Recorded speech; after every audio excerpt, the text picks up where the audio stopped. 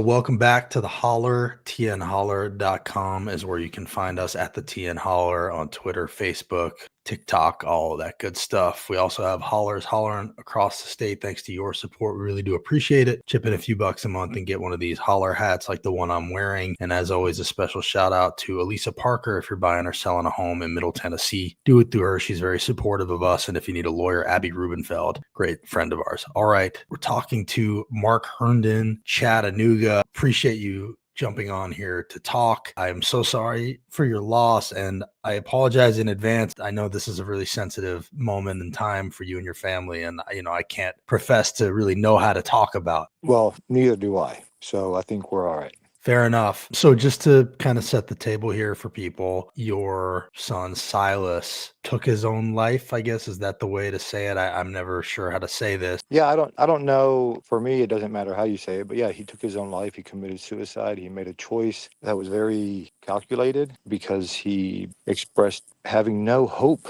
in the future. He didn't get into the details of his hopelessness. But yeah, he took his life because he was hopeless. So I would imagine in these moments, the goal and the message is always to stop this from happening again. Anybody that's out there is in need of help. Sorry if this is insensitive, but Go ahead. did you know how he was feeling?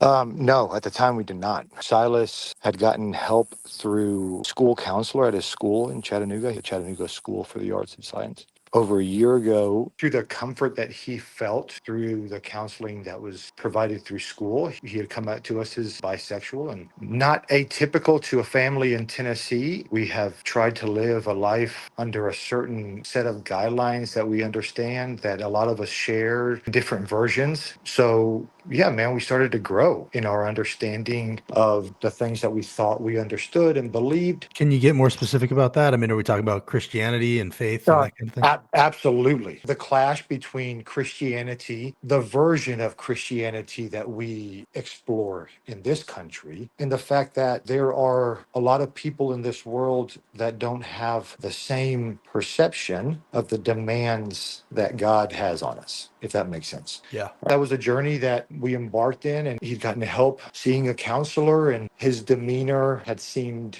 improving. We had just gotten back from vacation. He had had his first day of school, first day of high school. Yeah, it was a surprise to everybody because he was not showing signs of distress. I don't think I overstepped by saying that that boy was loved in his home, that he was loved as much as kids are loved in school. He was cared for. So this can't happen again is an impossible battle because what happened to us was with all of the efforts, socially correct ways, all of the support that we thought he needed, with all of those things checked, it still happened. If nothing else, that should tell us that we are missing something, even with the ones that we love and think we know the most. And if we're missing something, just because we don't understand it, doesn't mean that it's not there. And we're like ostriches with our head buried in the sand, saying, nope, it's not a problem because I don't understand it, because I don't feel it, because I haven't experienced it. Kind of a sad state we're in, right? Very. You touched on it a little bit here, but obviously the state we live in is Tennessee, extremely faith driven. Regularly say that I believe we're kind of a theocracy. With that comes state sanctioned judgment of the LGBTQ community, which Right. in my opinion trickles down, even to our kids and the way that they see things. How aware do you think, Silas, that culture and those views? Personally, I have been very disinterested in politics for a long time. My son was very interested in politics. He was very aware of the decisions that were being made. Supreme Court decisions overturning things that were difficult for him to understand. We as a state have done our children a disservice by having to put a letter next to people who are serving our children, like on school boards. The decision that was made is, if nothing else, clearly a political decision. What I want to say is keep our kids out of politics. We can't keep anything else out of it. Well, we got to keep our kids out of it because the harm that we're causing them, we are ignorant of. They aren't. They see it. They see what they have to look forward to. And we aren't giving them enough to want to stick around. Man, I just want to hit it directly. Your politics before this were what? a hodgepodge. I grew up in South America. I spent my first 20 years in a third world country in Latin America, was a supporter of Ron Paul. That's when I got disillusioned with politics, when not enough people saw value in things like that. I am a conservative mutt, if anything. There are values on both sides of the aisle that are imperative we hold on to, things on both sides of the aisle that are imperative that we let go of. I don't know what I am, man. Fair enough. Sometimes we see, for instance, Dick Cheney, he grew on this issue when his daughter came out as gay. Do you see that sort of critique of Republicans in some ways where they don't tend to have empathy for this until it's their own? Undoubtedly. It goes to show how intricate this subject is. It is one that, unless you are touched by in a way that can't be explained, you are unwilling to or unable to see anything else. There's got to be a way that we can communicate with each other, that we can help each other see more than we are able to see with what we're saying to each other. My experience probably does mirror his to some degree. My perception changed when it was my son. My perception of God didn't change. It was the perception of the role that I found myself in, believing what I believe, and having a child felt the way that he felt. What came out of it was more acceptance, more willingness, more openness, more love. It wasn't easy. What we're asking that this school board does isn't easy, because it does feel like you're almost resigning to something, but we're asking that we resign to ourselves like Christ asked us to resign to ourselves for the sake of our kids, not for our sakes. Let's argue this stuff and see how constitutional it is, the arguments that we're having. But in the meantime, let's not rob our kids of what we don't even understand they need.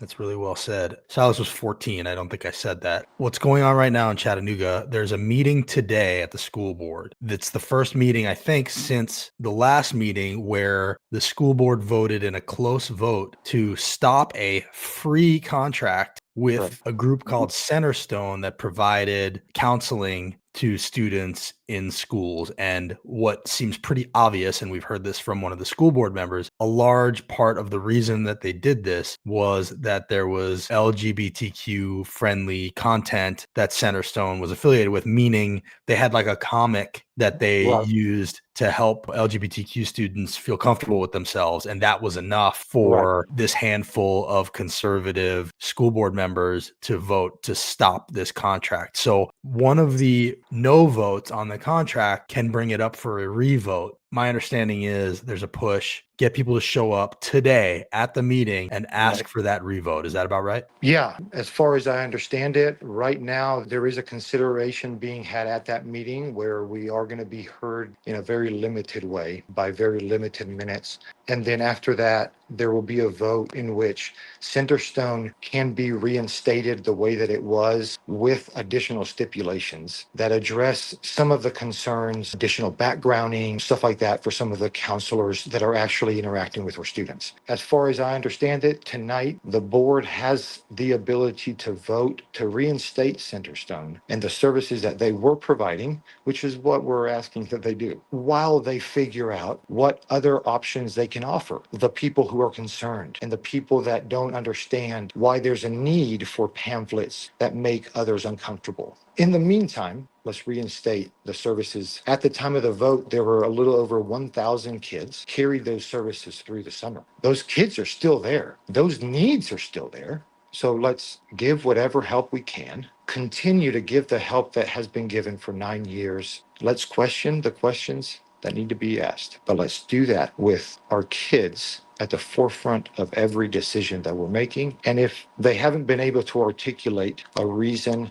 good enough for me to not disagree. People should show up today in support of all those kids that you're talking about, in support of you, Absolutely. in support of Yeah. Silas. I have a 9-year-old daughter and a 5-year-old son. I don't know how I would react if something like this were to happen. I think it's really commendable that you are using your voice this way. I guess I just want to ask, why is it important to you to keep speaking out? Because I haven't up until this point. I've chosen to not. I can't start pissing and moaning about the system if I haven't cared about the system. So I'm going to start speaking out. I'm going to start getting involved. And I get it that I'm green. I'm green at this. But that's why, because I haven't up until this point, and because my boy cared about it. Green's a good color when it comes to this stuff, man. More powerful to come from people who haven't been doing this. I think the conversion stories, in whatever form they take, in whatever direction, often serve as a bridge for others. I think it's really important that you're doing it. I appreciate that you're even willing to come on here and talk to me right now. Any way that we can be useful or helpful, please let me know. People should show up today. We will get this out today to make sure that it helps people get there. We'll cover the meeting. If you have any final thoughts. Thank you, Justin, for taking the time to do this. Thank you for letting me advocate for my son. And let me advocate for one more thing, if I could. We need to do this conversation kindly. We need to do this conversation in love and with patience and with tolerance. Nobody's asking that we resign. We're asking that we talk with our kids at the forefront of our mind. Thank you so much, Mark. Thank you.